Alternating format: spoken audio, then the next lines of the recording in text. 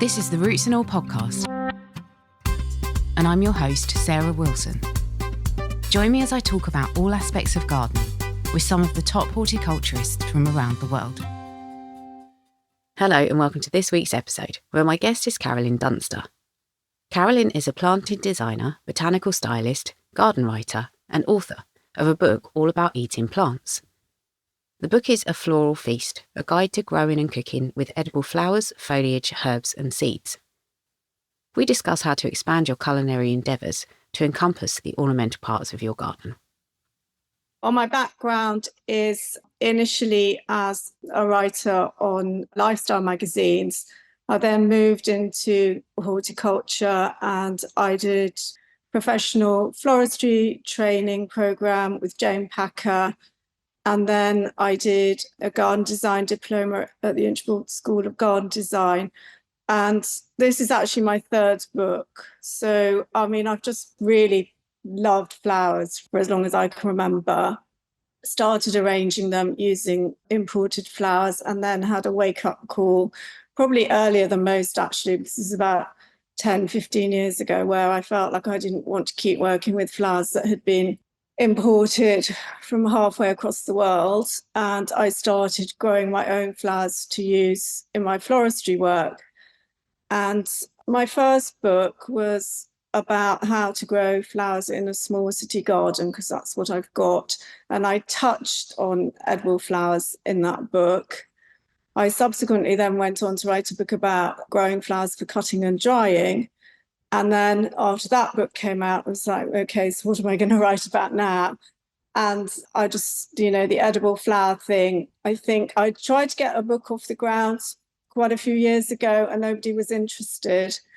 And then suddenly, I think probably because people want to take photographs of their food all the time and they want it to look pretty, there's been a sort of edible flower kind of outburst. And there's a few books now on the subject. I know there's another one coming out in a couple of weeks' time. A couple came out last year.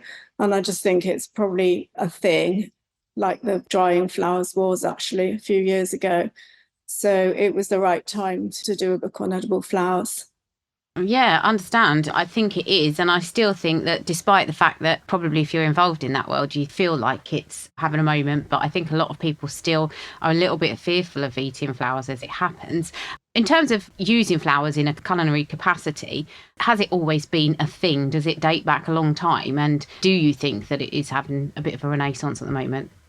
Well, it's definitely having a renaissance. I did a little bit of research when I was just sort of putting my book proposal together, and there's evidence to suggest that flowers were used in Chinese cookery a very long time ago. And we know that the Romans ate roses and lavender, and also a lot of the herb flowers.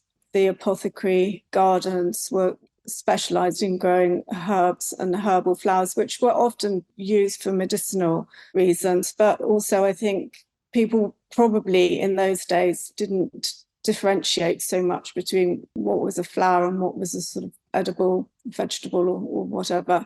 I think maybe now, because restaurants are starting to use them, and you can watch MasterChef or another cookery program and you'll see people using flowers to decorate their food. There's definitely, whether it's a renaissance or just an interest, that people now sort of want to see their food in a slightly different light. And also the whole plot to plate thing, I think that's definitely got something to do with it. Just like we want to eat strawberries when they're in season, I think it's quite nice to be able to go out and pick your nasturtiums and make a salad with them when they're in season in your garden.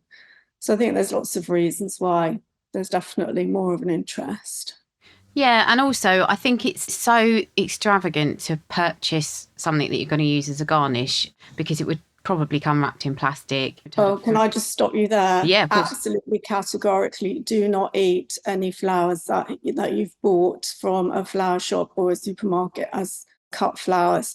The whole point of my book is to show that you should really only eat flowers that you've grown yourself, so that you know exactly what kind of soil they've been grown in and that they haven't been sprayed with anything. I really wouldn't recommend eating flowers if you don't know the origin.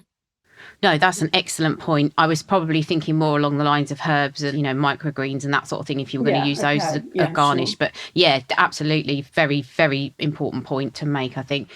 If you want to add something to your food in terms of, like a style or a signature or a colour theme, then flowers are the way to do it. And it is so seasonal and it is something that you can do. And like I said, it's giving your food like a really nice twist without buying something that, like I said, could come in packaging, could come flown from miles away, maybe probably out of season, maybe not organic. So yes, it's a fantastic way of adding value to your dishes and aesthetic value. Yeah.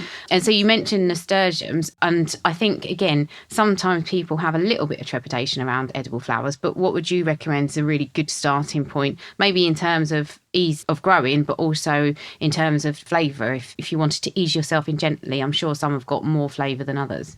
Yeah, definitely. Scented flowers are always going to have more flavour. And I think the sort of trend is to use scented flowers in sweet dishes. And that's probably sort of the entry point in terms of making jams and jellies. So things like roses, lavender, lilac, which you may already have growing in your garden anyway, but you haven't sort of necessarily thought of harvesting them to eat.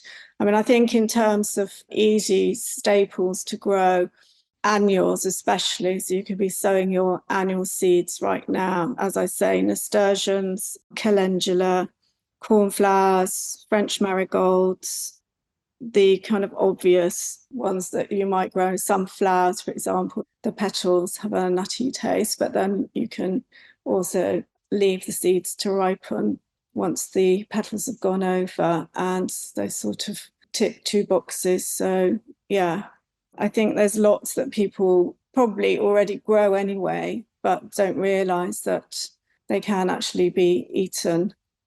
I think you're absolutely right. I mean, when I started digging into it, and especially when I read your book, there was lots in there. I'm quite experimental with what I grow and what I put on my plate, but even I was surprised. And are there any more unusual edible flowers that people might not realise that you could eat? Well, people are always surprised when I say you can eat dahlias, but they're actually delicious and they have a wide range of flavours. It's almost like you pick a bunch of different dahlia varieties and it's like choosing from a fruit bowl of tropical fruit. So I think they're always quite an interesting one. Salvias, okay, we know about the sage as a herb, but all ornamental salvias have flowers which taste just like black currants, which are delicious.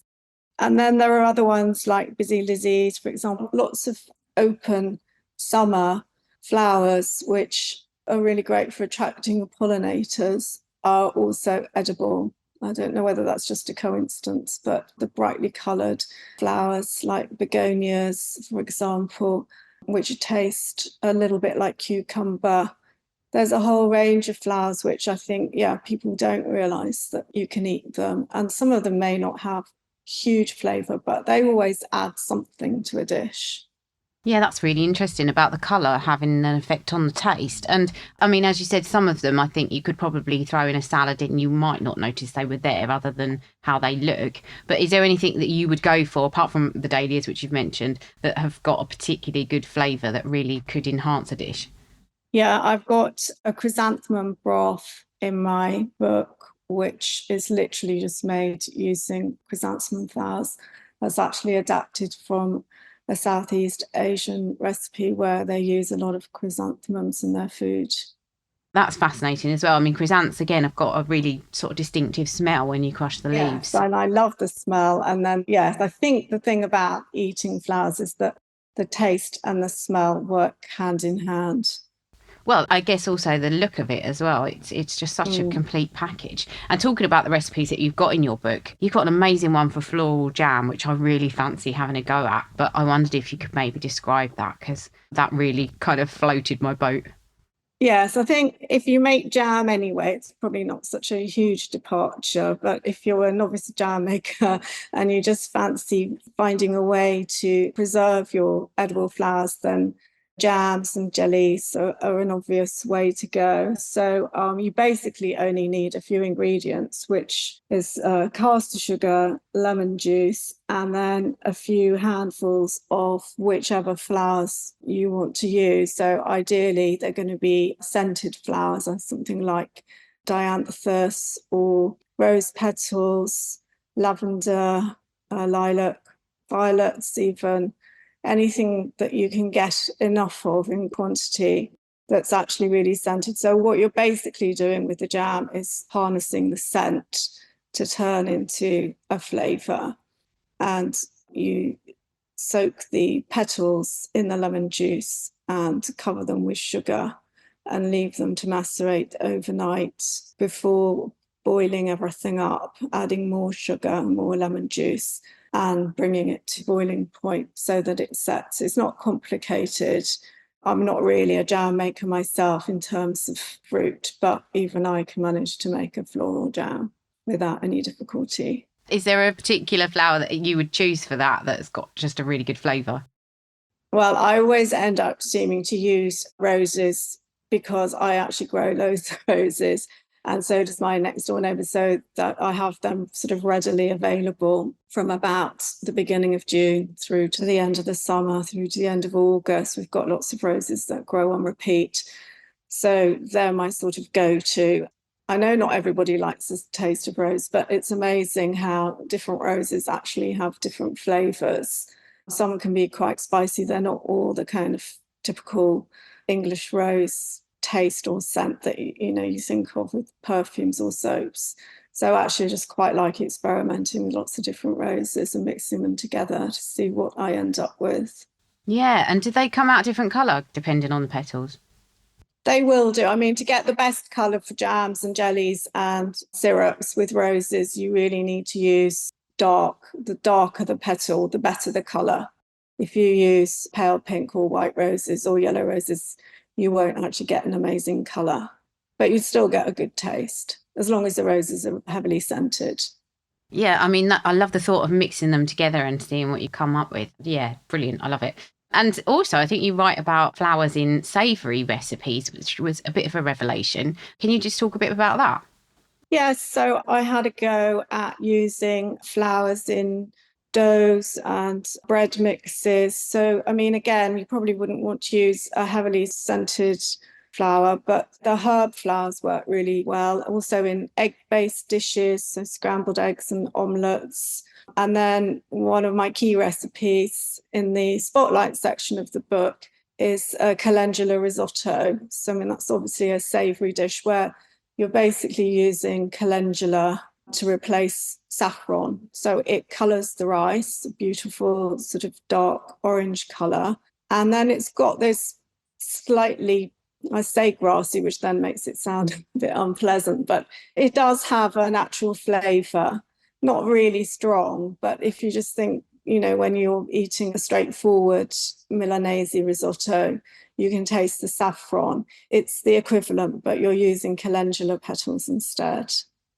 Yeah, I thought that looked delicious. I mean, again, something that I think I'd really like to try, haven't as yet, because we're not really in full flower season. Well, we haven't quite got there yet, no, but we will do.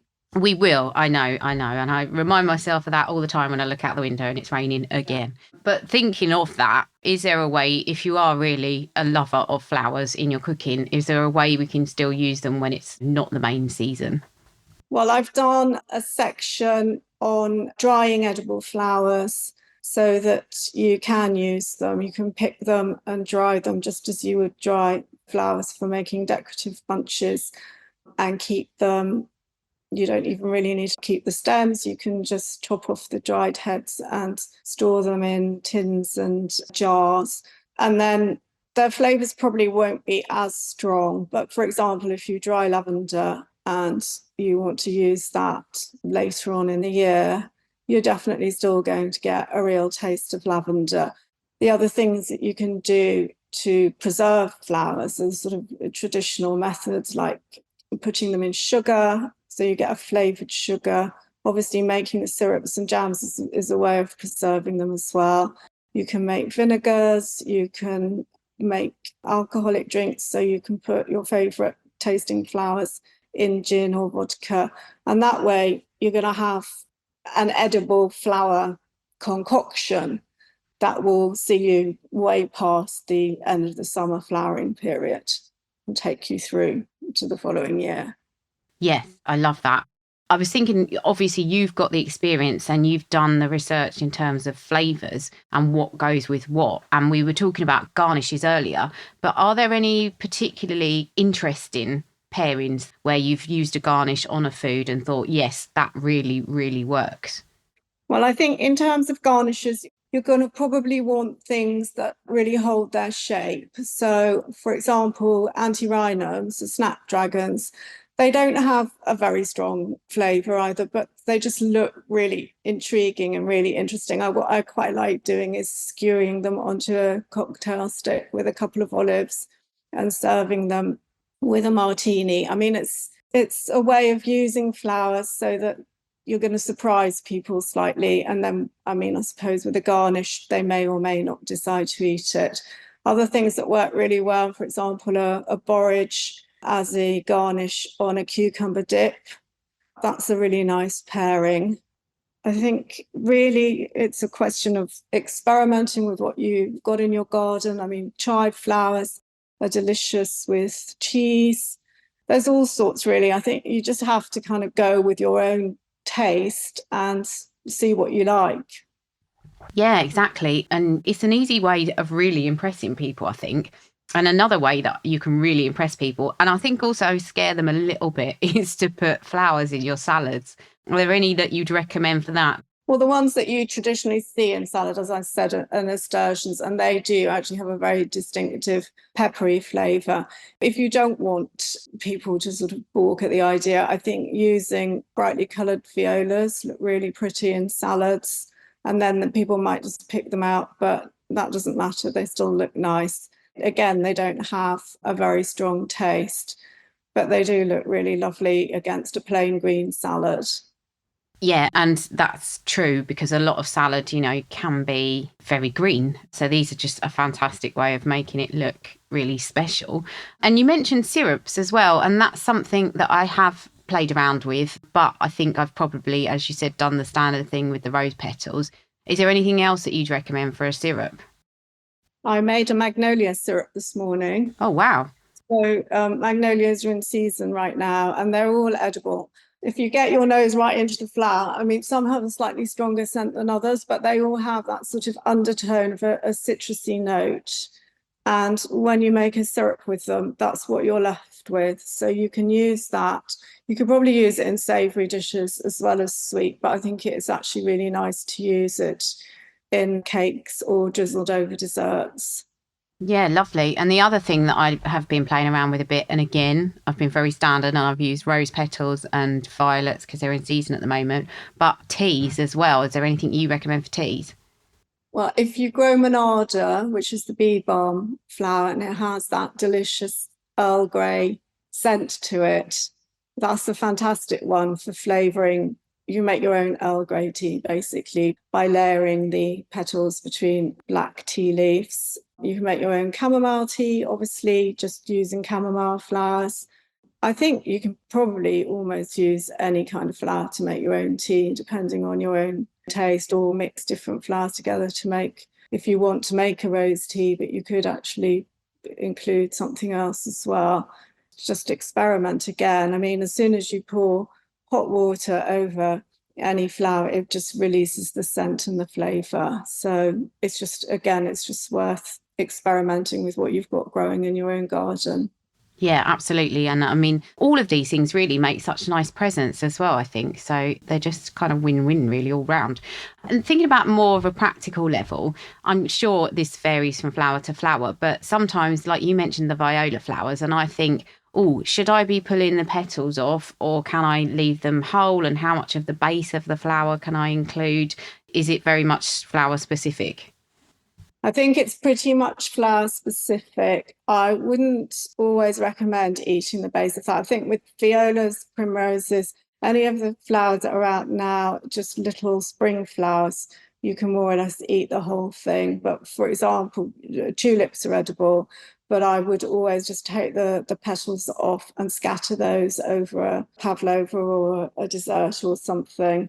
And, with the dahlias, you'd be hard pushed to get a whole dahlia in your mouth. Again, I would always take the petals off and scatter them over. I mean, I do give some instruction in my book about which parts of the flower are edible and which aren't, but you probably just need to use your common sense. So a small flower that is always probably going to be fine, but anything with a particularly large head or with protruding stamens, you want to remove the stamens.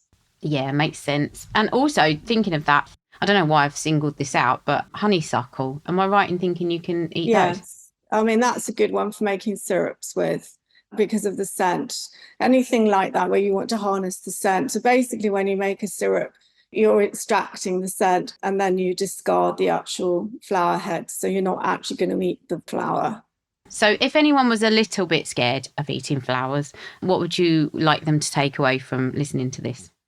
Well, I think if you're scared of the idea of putting a natural flower in your mouth or adding it to a dish as a whole flower, then have a go with making some jams or some syrups or some cordials and play around with extracting the scent. And it's a bit like making your own perfume, but you're going to use it sparingly to make some fairy cakes, for example, or flavour your icing, or make a homemade granita.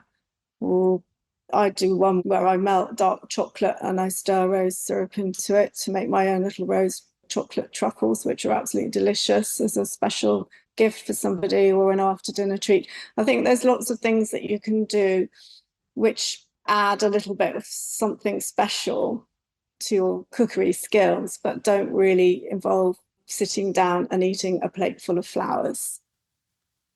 Thank you very much to Carolyn for taking the time to speak to me, and thank you for listening. If you like this interview, I recommend checking out episode 31 with Jan Billington, all about edible flowers, which was released on the 10th of September 2019. And also episode 181, Welcome to Mintopia, with Dr. Cy Paul, which was released on the 14th of March 2022. You can download or listen to the podcast direct from the website rootsandall.co.uk. Please also check out my Patreon, where you can make a one-off donation or take out a monthly subscription to help support the podcast. Because if you enjoy the show, please help it continue. I also have a GoFundMe where you can make a one-off donation. Even a one-off donation of £1 helps, and I'll be really grateful for your support. So please go to Patreon or GoFundMe and search for Roots and All Podcast.